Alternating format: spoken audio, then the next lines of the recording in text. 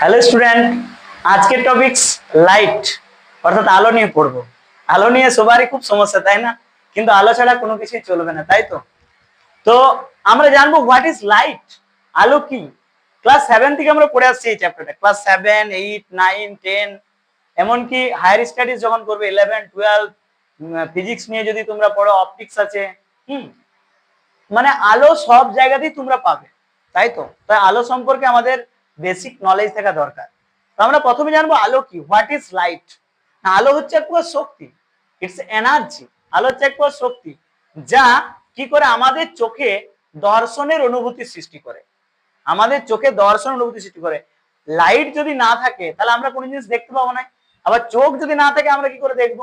তাহলে চোখে আলো কি করে, চোখে দর্শন অনুভূতি সৃষ্টি করে, যার ফলে আমরা কোনো জিনিসকে দেখতে সক্ষম হই, তাই তো? তো এইগুলো লাইট, এগুলো তোমাদের আসবে না ক্লাস 10-এ, কিন্তু তোমাদের জেনে রাখা ভালো, এগুলো 7 থেকে তোমরা করে আসছো। তো এরপর যেটা আমরা মেন জিনিস সেগুলোতে যাব, অর্থাৎ যেখান থেকে তোমাদের সিলেবাস শুরু। তোমাদের সিলেবাসে আলোর প্রতিফলন এবং প্রতিসরণ দুটোই আছে। তো আমি দুটোই একটু আলোচনা করছি, ডিপলি আলোচনা নেক্সট ক্লাসে হবে। তো আলোর প্রতিফলন কাকে বলে আগে জানতে হবে, বা প্রতিফলন জিনিসটা কি, তাই না? আলোর প্রতিফলন হচ্ছে আলোক রশ্মি যখন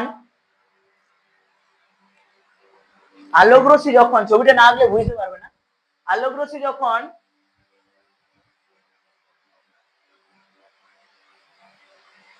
প্রপাগেট করে অর্থাৎ চলাচল করে, তখন কি হয় না, দুই মাধ্যমের বিভেদ তলে, এটা ধরে নিচ্ছি আমি দুই মাধ্যমের বিভেদ তল, দুই মাধ্যমের বিভেদ তলে বাধা প্রাপ্ত হয়ে আবার পুনরায় প্রথম মাধ্যমে ফিরে আসে। আলোক রশ্মি কোনো স্বচ্ছ মাধ্যমের মধ্য দিয়ে যেতে যেতে কি হয় না, দুই মাধ্যমের বিভেদ তলে বাধা প্রাপ্ত হয়ে পুনরায় আবার প্রথম মাধ্যমে ফিরে আসে। অবশ্যই তোমরা রে চিহ্ন দিবে, আসছিল আবার ফিরে গেল। আর এইটাকে আমরা লম্ব অভিলম্ব বলি। এখানে ও এম যদি নাম দিই, এটার নাম দিই এ বি, আর এটা হচ্ছে ইনক্লাইন অ্যাঙ্গেল আই, এটা হচ্ছে রিফ্লেকশন অ্যাঙ্গেল আর। ঠিক আছে, এটা হচ্ছে আপতিত রশ্মি, এটা হচ্ছে প্রতিফলিত রশ্মি, এটা হচ্ছে আপতন বিন্দু, এটা হচ্ছে বিভেদ তল, এটা হচ্ছে অভিলম্ব। ঠিক আছে, কোনটা কি বলে বুঝতে পেরেছো? তাহলে আলোক রশ্মি স্বচ্ছ মাধ্যমের মধ্য দিয়ে যেতে যেতে দুই মাধ্যমের বিভেদ তলে বাধাপ্রাপ্ত হয়ে পুনরায় প্রথম মাধ্যমে ফিরে আসছে। এই যে ঘটনা, এই ঘটনাটাকে বলা হয় আলোর প্রতিফলন। আশা করি তোমরা বুঝতে পেরেছো। তো আলোর প্রতিফলনের দুটো সূত্র আছে।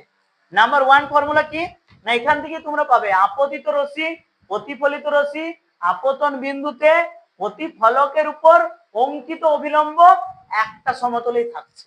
এগেন রিপিট করছি, আপতিত রশ্মি, এই রশ্মিটাকে বলা আপতিত রশ্মি, যেটা আসছে যেটা ফিরে যাচ্ছে সেটাকে বলা হয় প্রতিফলিত রশ্মি।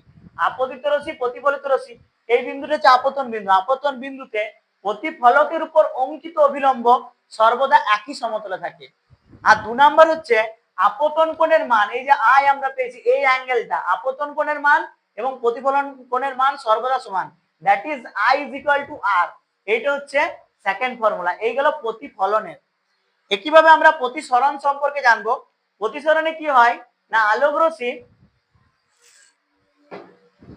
কোন এক মাধ্যম, এখানে কিন্তু মাধ্যমটা ডিপেন্ড করে, মাধ্যম আর আপতিত আলোর বর্ণ এই দুটোর উপর ডিপেন্ড করে। আমি বলছি এইটা একটা মাধ্যম, উপর দিকটা নিচ দিকটা একটা মাধ্যম। আলোক রশ্মি, এটাকে আমরা যদি অভিলম্ব ধরে নিই, তো আলোক রশ্মি এক মাধ্যমের মধ্য দিয়ে যেতে যেতে তির্যক ভাবে যদি আপতিত হয়, তাহলে কি হয়, দুই মাধ্যমের বিভেদ তলে আলোক রশ্মি এদিকে যাওয়ার কথা ছিল, গতির অভিমুখের পরিবর্তন ঘটে, অর্থাৎ এদিকেও যেতে পারে এদিকেও যেতে পারে। সেটা ডিপেন্ড করবে কোন মাধ্যমের উপর। ঘন থেকে লঘু হলে একরকম হয়, লঘু থেকে ঘন হলে একরকম হয়। তোমরা সংজ্ঞাতে শুধু এটুকু জেনে রাখো যে আলোক রশ্মি যখন এক মাধ্যম থেকে অন্য মাধ্যমে আপতিত হয়, তখন দুই মাধ্যমের বিভেদ তলে আলোক রশ্মির গতির অভিমুখের পরিবর্তন ঘটে। এই যে অভিমুখের পরিবর্তন ঘটছে, এদিকে যাওয়ার কথা এদিকে যাচ্ছে কিংবা এদিকে যাচ্ছে, এই ঘটনাটাকে আমরা বলবো আলোর প্রতিসরণ। যেমন প্রতিফলনের আমরা দুটো সূত্র পেলাম, সেরকম প্রতিসরণেরও দুটো সূত্র আছে। কি সূত্র না, সূত্রটা হচ্ছে আপতিত রশ্মি, আর এই রশ্মিটাকে বলবো আমরা এবারে প্রতিসৃত রশ্মি, প্রতিফলিত রশ্মি নয়, এটাকে বলবো আপতিত রশ্মি, এটাকে বলবো প্রতিসৃত রশ্মি। আপতিত রশ্মি, প্রতিসৃত রশ্মি এবং আপতন বিন্দুতে প্রতিফলকের উপর অঙ্কিত অভিলম্ব সর্বদা একই সমতলে থাকে। কিছুটা প্রতিফলনের সূত্রের মতে, শুধু প্রতিফলিত রশ্মির জায়গায় প্রতিসৃত রশ্মি, বাকি একই। কিন্তু 2 নম্বর সূত্রটা একটু আলাদা। এই 2 নম্বর সূত্রটা বলা হয় স্নেলস ল, বিজ্ঞানী স্নেল সেটা প্রথম বলেছিলেন। 2 নম্বর সূত্র কি না, 2 নম্বর সূত্র হচ্ছে দুটি নির্দিষ্ট মাধ্যম, এই যে বললাম মাধ্যম দুটো কিন্তু নির্দিষ্ট থাকবে, কোনটা ঘন কোনটা লঘু এটা আমি বলবো পরে। তো দুটি নির্দিষ্ট মাধ্যমে একটি নির্দিষ্ট বর্ণের আলোর ক্ষেত্রে আপতন কোণের সাইন এবং প্রতিসরণ কোণের সাইন এর অনুপাত সর্বদা ধ্রুবক হয়। That is sine i by sine r is equal to mu. একে মিউ দ্বারা প্রকাশ করা হয়। এটি বিজ্ঞানী স্নেল প্রথম আবিষ্কার করেন বলে এটিকে স্নেলের সূত্র বলা হয়। ওকে, তো দেখা হচ্ছে নেক্সট ভিডিওতে। আজ এখানেই সমাপ্ত।